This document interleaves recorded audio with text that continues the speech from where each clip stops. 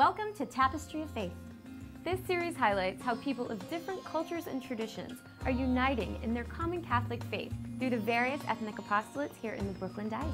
And today we're going to visit the Nigerian Apostolate, who celebrate their monthly Mass at St. Anthony of Padua in South Ozone Park.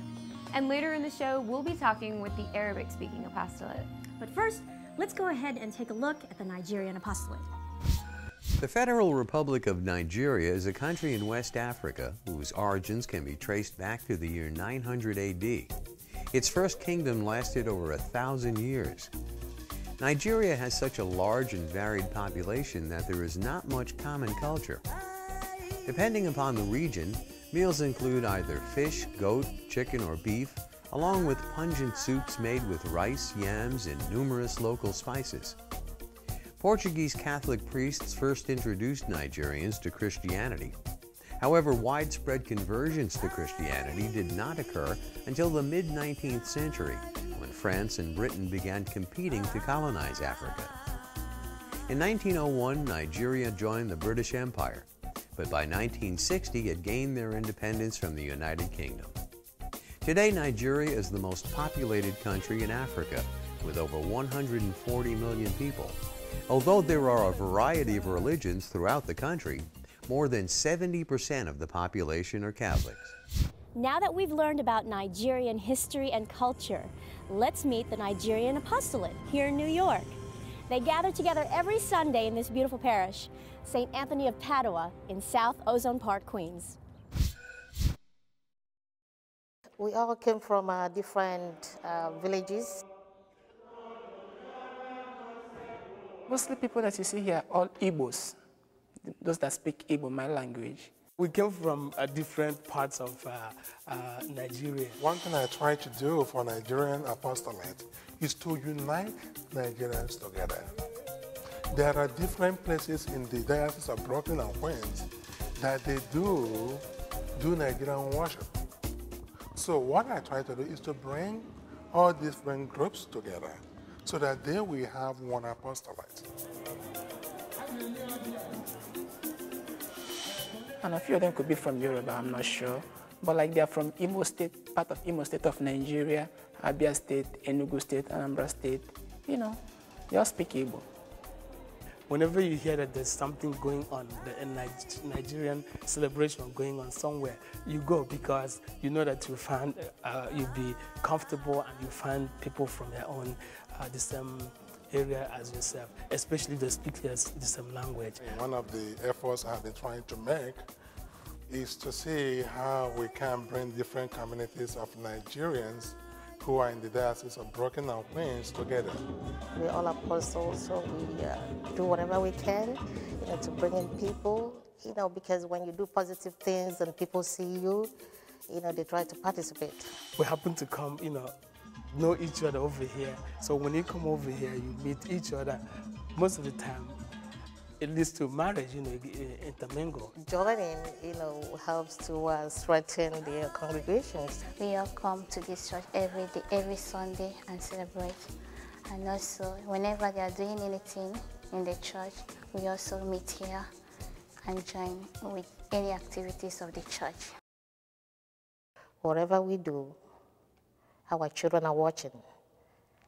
And whatever we leave for them, that is what they're going to go ahead with. So apostle is very, very important for the family. So we teach them, so that they can continue with, in our footsteps when we're not here. The Nigerian Apostolate was started over 10 years ago and was inaugurated at Presentation Church in Parsons Boulevard in Queens. When I first joined the Nigerian Apostolic, that was in St. Rita, and that was like in 2004, 2005, with Reverend Father John Afebu. He was the director at that time. It was a year ago that we came here, and since then, there have been many changes.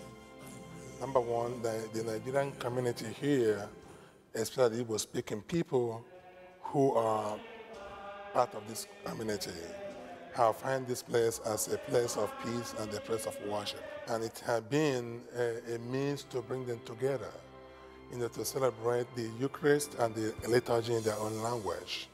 and in their own songs. Since we began here, our children who were born here are able to read, the readings in the liturgy in the Igbo language, which is a blessing. And I'm over here and I'm more happier, and it's been good. People are coming here because it is peaceful for them. They love to be here.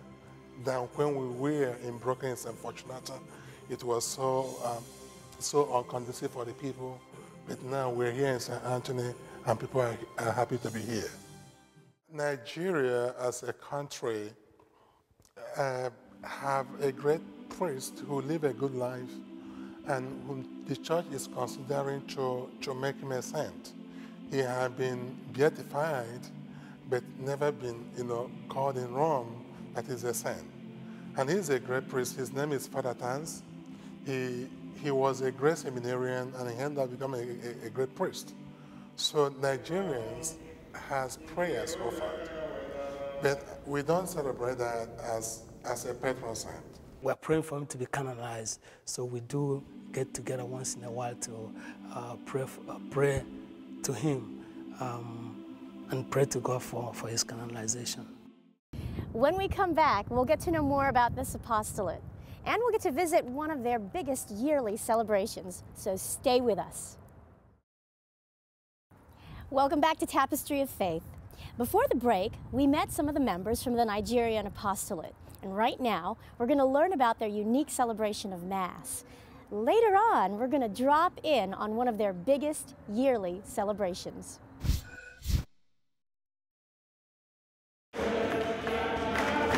As you could see from the Mass we had today, there is a lot of energy, there is a lot of fellowship. And that gives the people, make them to feel who they are.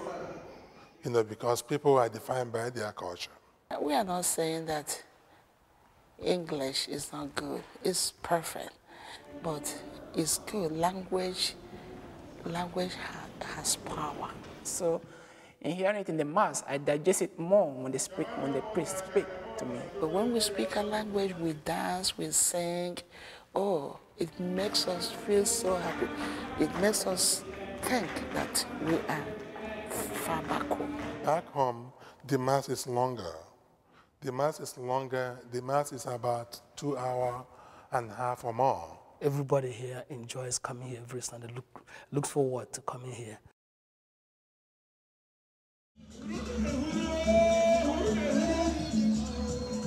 So I'm standing here next to Anthony. Anthony, how are you today? Good. Good? Can you tell us what's going on today? What's all this Well, we're having an end-of-the-year party for the church members, and especially for the kids. Do you have other family members here? And Sure, my wife is here, my kids are here too. your favorite part about this whole party? Okay, at least we saw you guys, we're happy you came, Yes. to be part of it. The little kids, everybody having fun. How come you don't have your traditional clothes on? Well, I used to have it, but I just decided I don't know what happened today. Even my wife got a traditional clothes. I'm in charge of appetizers and snacks. Yeah? Yeah. What is this over here? That looks terrific. In my own language, it is called off. It is made of eggs, sugar, milk, and flour. Oh, sounds wonderful. So I am standing here next to the chairman, Ikachi, and he told me that Ikachi means what in your language? The power of God, in Igbo language.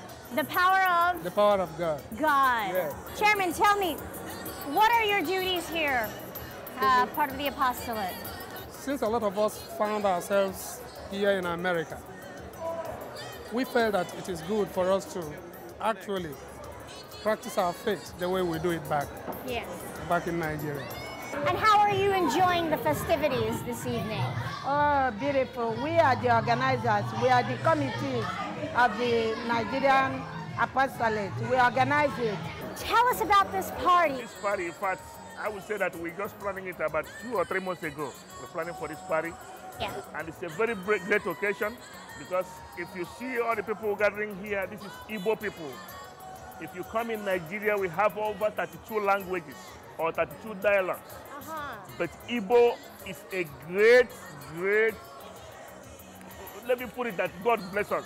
We ask God to give us a wisdom so that we can expand. So we have our brothers and sisters who belong to St. Fortunata right now. So we are about, let me call it about 60 families. We say, no, let us come to South Ozone Park, St. Antonio of Padua. Let us come over there and develop that place. So right now, we over 130-something families. So good job to you and your group. Oh, thank you. And thank you for having us here. Thank you so much.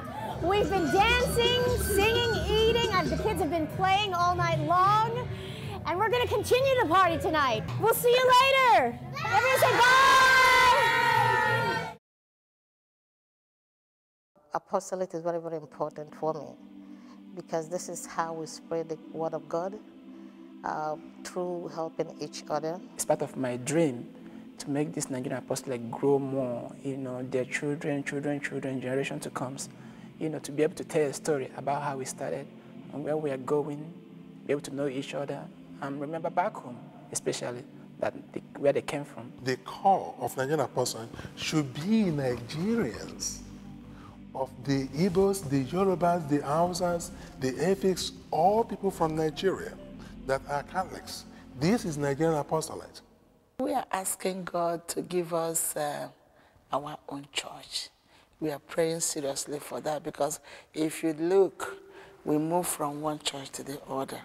We were looking for a day where we will have a permanent place for Nigerian apostolate. If the diocese can consider giving Nigerian apostolate a parish where they not belonging to them, because every parish belongs to the diocese. I mean, where they can have Nigerian priest as the pastor, who can, I don't mean myself, but some other person who can be able to communicate to people in the language they understand most. I hope one day that we have our own church where we can, do everything our way, by our way, and still be in Christ. So even though we are from Nigeria, we also try to work with the culture in which we find ourselves. The Nigerian group is one of the newest apostolates formed in our diocese.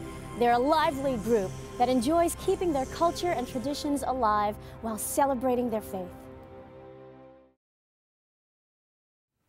Welcome back to Tapestry of Faith.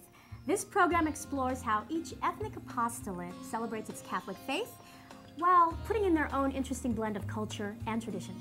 Now, before the break, Joanna, you got a chance to talk with the Nigerian apostolate. What was that like? That was like a huge celebratory party. There was tons of food, tons of dancing, and the Nigerian members are very warm yet colorful and vibrant people, and their pride and their faith really shows through that. That sounds really interesting. Well, later on in the show, we're going to take a look at the Arabic-speaking apostolate. Now, this apostolate is very different. All of its members come from Egypt. So before we take a look at the members, let's learn a little bit about their homeland. Follow us. Of all the countries in the world, Egypt has the longest continuous history, dating back to about 3000 BC. The Gospel of Luke recounts how the Holy Family fled to Egypt, escaping King Herod's plot to destroy the Holy Child Jesus. In 1824, the Holy See created a patriarchate for Coptic Catholics in the region, who soon began to build their own churches. An important feast day in the Coptic Church commemorates the Holy Family's flight to Egypt and is celebrated on June 1st. The largest number of Arabic-speaking Christians can be found in Egypt, Syria, Lebanon, Israel, the Palestinian territories, and Jordan.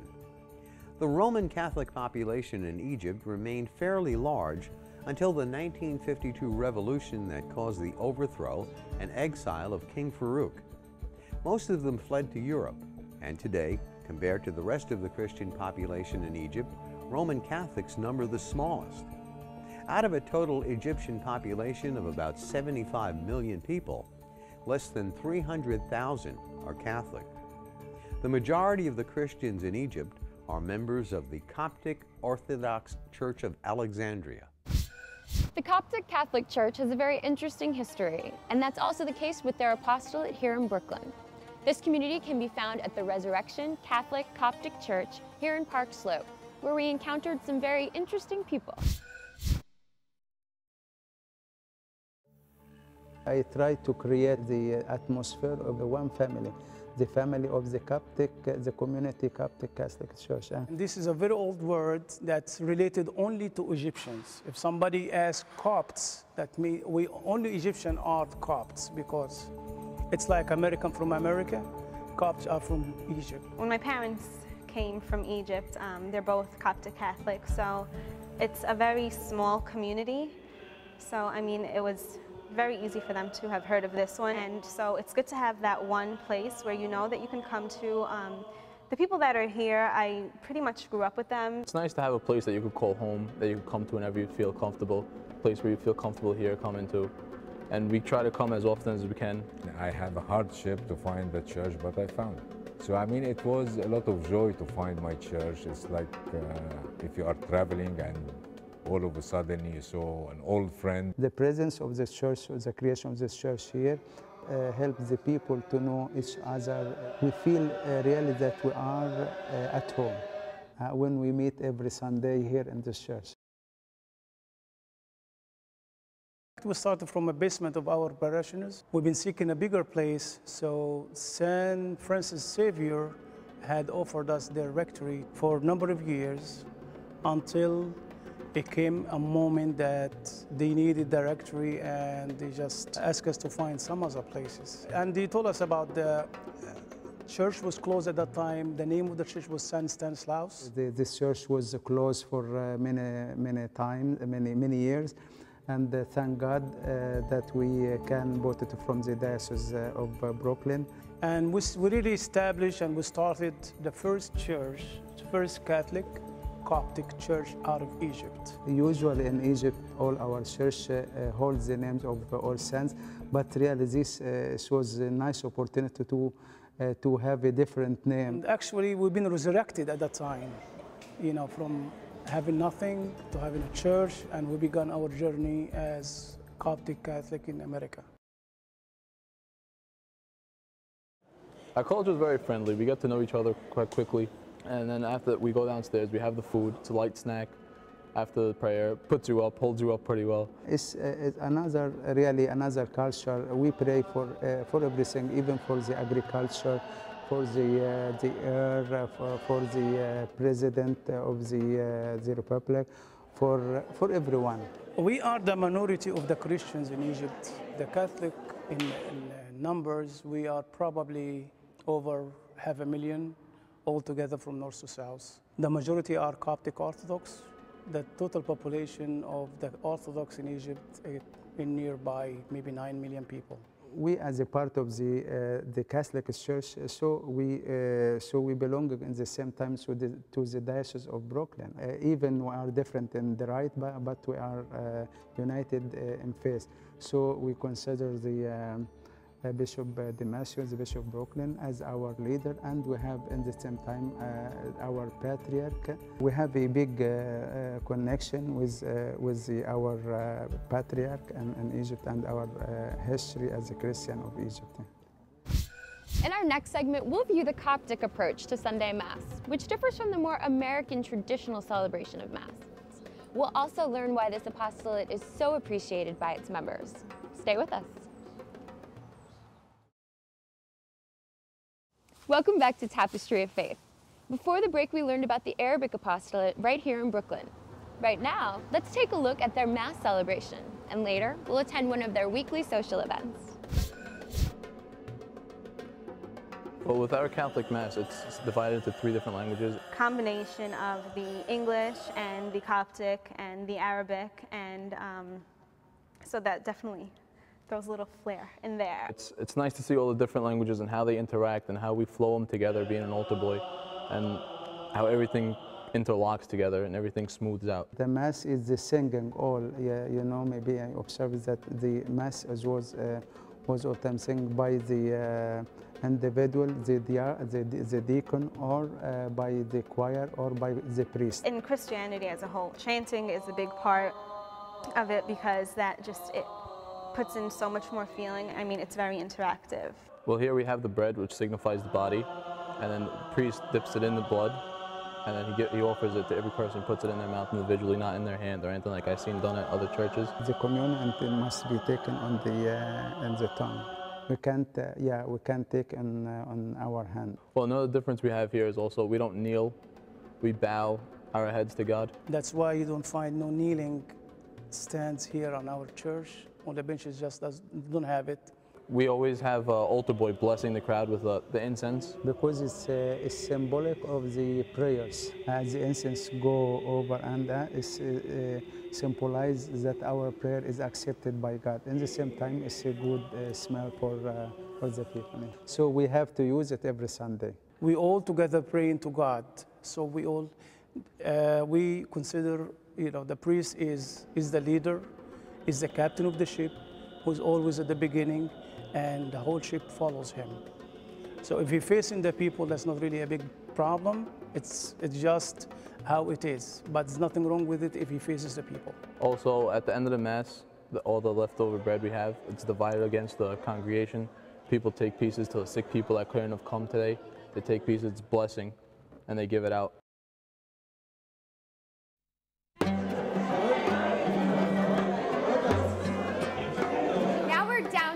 In the basement of the church where the members of the apostolate come to socialize after each weekly Mass. They've invited us to try some of their traditional food, which is my favorite. So let's go take a look at what they've got and meet some of the members. Does your whole family come with you every Sunday? Yeah, we've been coming here, I think, at least 15 years. Wow. And so I have my family here, my cousins come here. What do you think is special about this church that brings people in from so far away? After church, we all gather together and pray, and then after church, we all stay together, eat the same food, the tradition we always eat. And it's like the only day of the week that we see each other, like the same group, the same country, maybe the same area I used to live back home. We have the American Masses, which we can attend, but there's something when you have your language and you celebrate the Mass in your language, and you become part of the Mass. So I think we all enjoy that a lot. If we stay here like one family, everybody enjoy it. We share it together. We have to cook something, everybody share it together. Everything we do it together. And I noticed there's a lot of youth as members of this apostolate. That's great. So you bring the children every week to Mass Every week, as well. yeah. So what's your favorite part about this church? My family, we always stay together, and after that we would go eat dinner, and we would stay together at someone's house. We like Sunday, we stay together, we eat together, we enjoy, we have a good time. And you do this every Sunday after Mass? Every Sunday. Yeah. And does your whole family come here with you as well? Yeah, my mom, my dad, my sisters, 2 sisters, they married, and my brother. Most of the time we do come on Sundays. Can you tell us a little bit about the food that you've made today? Oil, lemon, salt, pepper, and salad, green salad. Right, and this is some of your traditional Egyptian food that you make each week after Mass? Yes. Do you put an extra loving care into it? Well, we're going to take a taste of this and see what it's like. All right, enjoy it.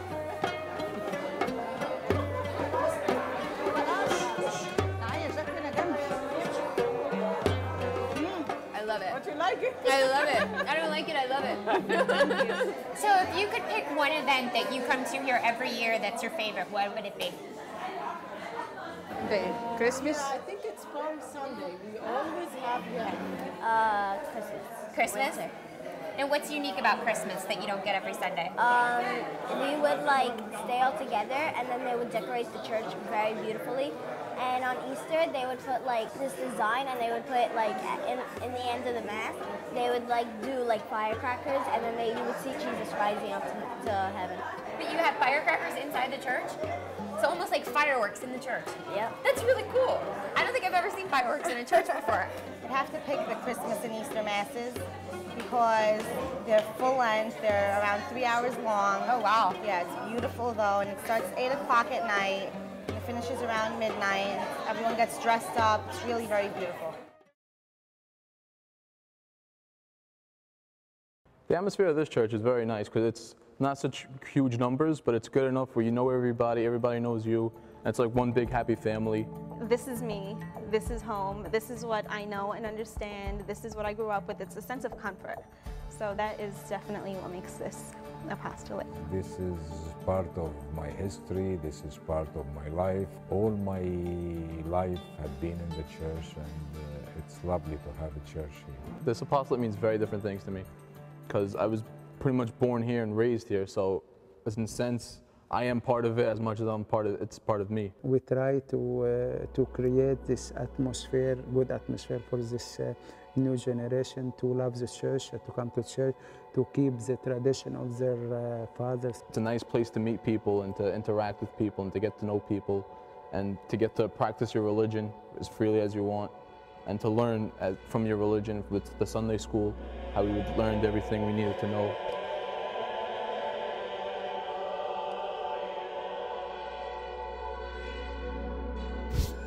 Well, they certainly seem to understand the meaning of unity.